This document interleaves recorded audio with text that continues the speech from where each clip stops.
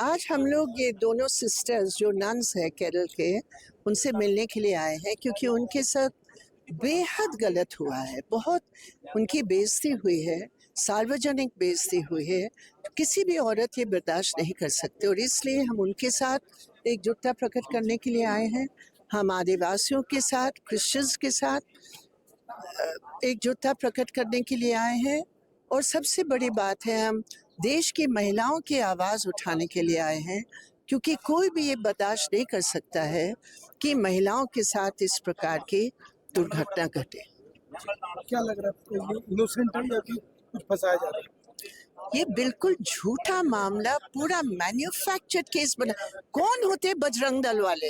ये कौन है? इनके पास कानून क्या है? अरे कोई संविधान भी पढ़ा है? हिंदुस्तान के संविधान में जो लिखा है उन्होंने कुछ पढ़ा है? वो जानते हैं ये कोई कन्वर्जन का मामला नहीं है, ये कोई ट्रैफिकिंग का मामला नहीं है। लड़कियां अपने आप स्वयं, उनका अधिकार है कि नहीं कि दूसरी जगह जाके नौकरी ढूंढे। यहाँ छत्तीसगढ़ की बीजेपी सरकार उनको नौकरी नहीं दे पा रही है।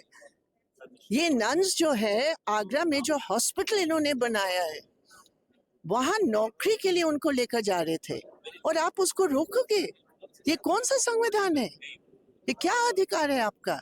ये बेहद गलत है। मुख्यमंत्री सपोर्ट कर रहे हैं, मुख्यमंत्री बोल रहे हैं कि बिल्कुल कन्वर्जन का ही मामला है। हाल फिलहाल का बयान हम देखे हैं। अरे मुख्यमंत्री कैसे बोल सकते हैं? कहाँ सबूत है? क्या है? कहाँ बयान है? ये झूठ बोल रहे हैं मुख्यमंत्री। इनको शर्म आनी चाहिए। और मुख्यमंत्री का काम है लॉ एंड ऑर्डर का। वो जो लोगों ने इनके साथ बेइज्जती की, उनको ह्यूमिलिएट किया, वो लड़का को पीटा इसलिए क्योंकि वो गरीब आदिवासी है।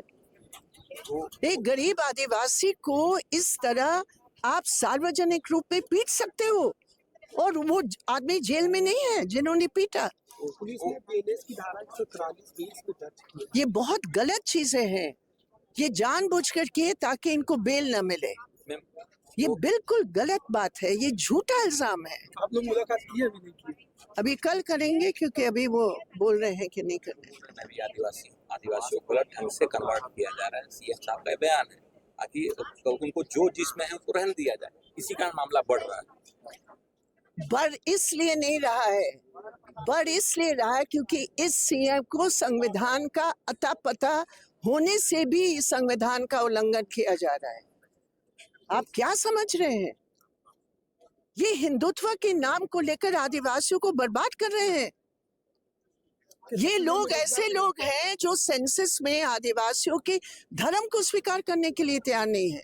आपको पता है, अभी जो सेंसस का कॉलम है उसमें कोई आदिवासी धर्म का नामो निशान नहीं है।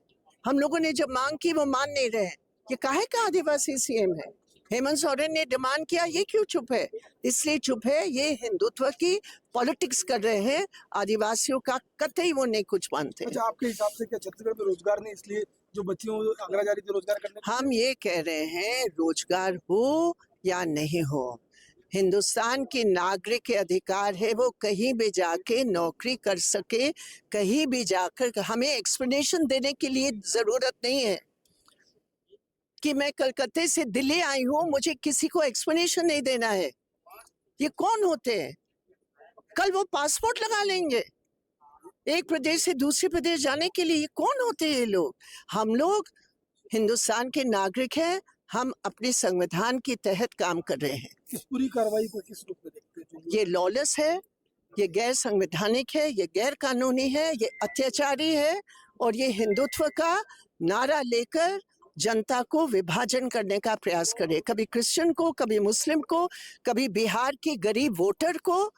ये सब एक सिरे से चल रहा है और इसलिए अगर आप लोग आवाज नहीं उठाएंगे तो कल जब आपके ऊपर हमला होगा कोई बचेगा नहीं, समझ लीजिए।